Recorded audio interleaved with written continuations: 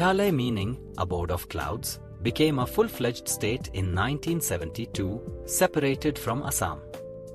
The cost or budget. Consider 12,000, approximately, Bangladeshi Taka per person. It's enough for 3 days tour. Sightseeing transportation.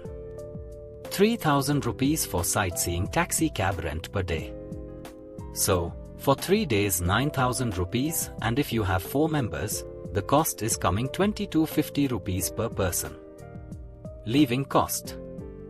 1,500 to 2,000 rupees per night stay at medium range hotel. For 3 nights 4,500 or 6,000 rupees per room. And food cost.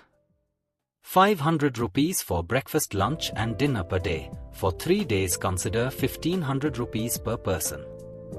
1,000 rupees consider for tourist places entry fee and extra per person.